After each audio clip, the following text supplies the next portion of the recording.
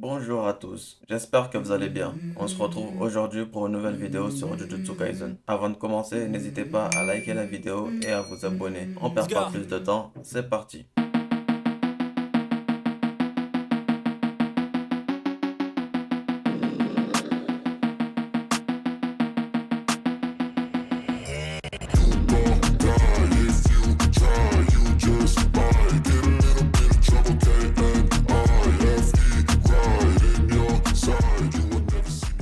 On se retrouve à l'école d'exorcisme de Tokyo avec Megumi et Nobara, qui passent leur journée tranquillement. On apprend ensuite par Panda que le proviseur de Kyoto vient à Tokyo pour un tournoi. Panda parle aussi de la mort de Yuji qui serait un complot et le proviseur de Kyoto ferait partie des suspects. Il s'inquiète aussi au sujet de deux élèves de Kyoto qui viendraient narguer Nobara et Megumi. En effet, il s'agit de Mai, la sœur de Maki, et Todo. Ils sont à l'école d'exorcisme de Kyoto, Mai en première et Todo en terminale. Dès leur apparition, Mai commence à parler de Yuji à Nobara et Megumi en se moquant. Elle insulte Yuji en le traitant de monstre, mais Nobara et Megumi, tout en étant touchés, ne réagissent pas. Todo l'interrompt, voulant savoir si les secondes pourront remplacer Yuta. Il s'adresse à Megumi et lui demande quel est son type de femme. Megumi ne comprend pas. Todo lui dit de bien répondre car en fonction de sa réponse, il l'attaquera. Todo donne son genre de femme. Megumi lui demande pourquoi il devrait répondre à sa question. Todo se présente donc rapidement histoire de dire que maintenant ils se connaissent et précise à Megumi que ça peut aussi être son type d'homme. Todo veut apprendre plus sur Megumi en jugeant son type de fille. S'il a des goûts qui ne lui plaisent pas, alors ça voudrait dire que Megumi aussi ne peut pas s'entendre avec lui.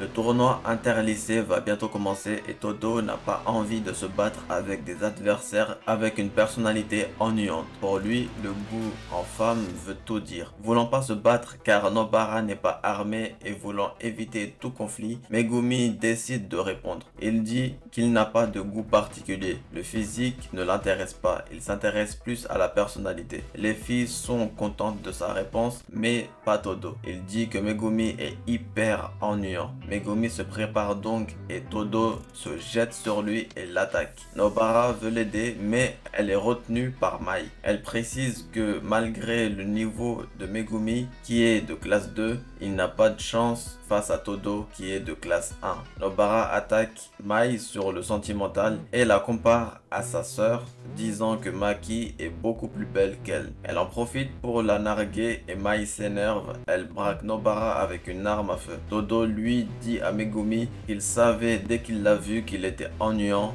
selon lui, mais voulait quand même lui laisser une chance. Megumi l'insulte, ne comprenant pas sa logique. Il a déjà entendu parler de Todo car durant une attaque menée par Geto une année avant, il s'est fait remarquer en tuant un fléau de classe S et 5 fléaux de classe 1. Mais ce qui étonne le plus Megumi, c'est que Todo n'utilise pas de sort comme la plupart des exorcistes. Todo le reprend, lui dit qu'il se trompe, il utilise des sorts mais que contre les classes S. Megumi invoque ses familiers des crapauds cette fois et se tient prêt à combattre Todo. Todo attaque direct et envoie les crapauds valser avant que Megumi ne s'en rende compte. Il soulève Megumi en lui faisant une remarque sur son corps et ses goûts en femme. Il fait ensuite une prise de catch à Megumi qui se prend le sol tête la première. Megumi le sent passer, arrive à se libérer mais Todo le rattrape et attaque sans que Megumi ne s'en rende compte. Il se fait plaquer contre un mur, la tête pleine de sang. Todo n'y va pas de main morte. En effet, il l'envoie dans la maison qui se trouve derrière eux. Megumi souffre, Todo lui dit s'ennuyer et il se fait ensuite attaquer par les crapauds de Megumi. Cela ne l'impressionne pas plus que ça et Megumi décide alors de se mettre à fond disant qu'il ne l'était pas encore. À ce moment, Inomaki arrive et utilise son pouvoir sur Todo pour l'immobiliser et Panda l'attaque. Todo se calme et salue Panda. Celui-ci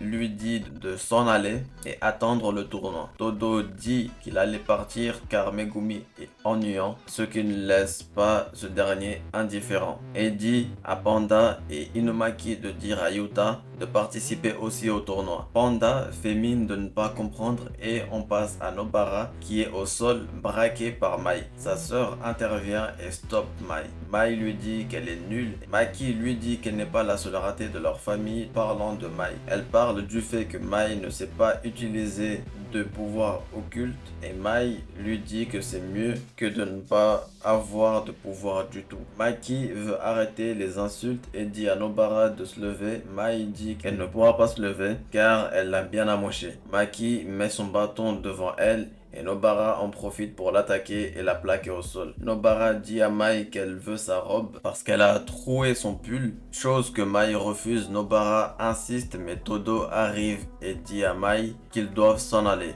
Nobara est étonné de voir Todo ici et s'inquiète pour Megumi.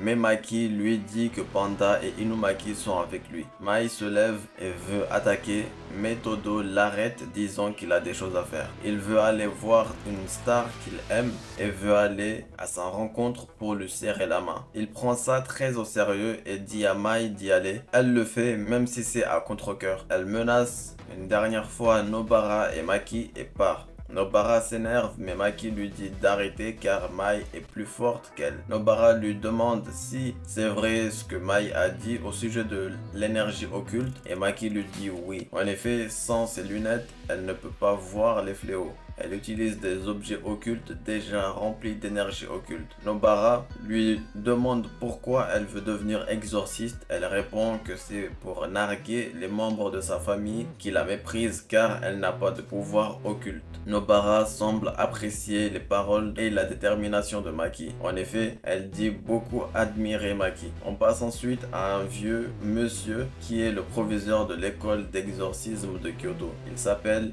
Yoshinobu Gakugonji. Il est rejoint par Gojo qui le félicite mais le proviseur fait mine de ne pas comprendre de quoi il parle. Gojo lui dit clairement qu'il parle de Yuji. Le proviseur ne réagit pas et Gojo le provoque. Ils sont interrompus par une fille qui dit à Gojo de ne pas parler comme ça au proviseur. Il s'agit d'une élève de première à l'école de Kyoto, Kasumi Miwa. Gojo lui dit qu'il ne va pas rester longtemps. Gojo parle de l'attaque de Jogo et Hanami. Le proviseur ne semble pas s'en préoccuper et Gojo dit que ce n'est rien pour lui. Ce qui l'inquiète, c'est le fait qu'ils étaient complices. Ce qui veut dire qu'il peut y en avoir plusieurs et du côté des exorcistes, Yuta et Todo ont augmenté en puissance. L'attaque de Geto l'année passée et l'apparition d'un réceptacle de Sukuna. Le proviseur lui demande où il veut en venir et Gojo parle de la manière dont les hauts placés tentent de conserver leur poste par la puissance. Cette même puissance déferle sur les autres. Il dit aussi que la prochaine génération dépassera la classe S et tout comme Gojo, ils voudront changer les choses. Le proviseur devient menaçant. Gojo le nargue en faisant semblant d'avoir peur. Il part et dit que le proviseur de Tokyo arrivera dans 2 heures car les deux proviseurs ont rendez-vous. Le proviseur de Kyoto dit à Miwa d'aller lui chercher un thé. Cette dernière le fait en courant voulant rattraper Gojo pour lui demander une photo. Todo lui est en pleine rencontre avec sa star et vit sa meilleure vie. On fait un bond d'un mois en septembre 2018 dans un cinéma à la préfecture de Kanagawa. On voit 3 personnes assises avec les têtes déformées. Ils sont morts et il s'agit de 3 lycéens. On voit Mahito dans une ruelle. Une personne lui demande si c'est lui qui a tué les lycéens. Celui-ci est étonné que cette personne puisse le voir car vu qu'il est un fléau, les gens normaux ne peuvent pas le voir. Uniquement ceux qui ont de l'énergie occulte. Devant le même cinéma, on voit Yuji avec un homme qui lui prévient que ce n'est pas beau à voir, parlant des lycéens tués. Ce dernier semble prêt. On le voit enfin depuis son entraînement avec Gojo, ce qui laisse penser qu'il a évolué. C'est tout pour cette vidéo, j'espère qu'elle vous a plu. Si c'est le cas, n'hésitez pas à vous abonner et à liker. Et moi je vous dis à très bientôt pour une nouvelle vidéo.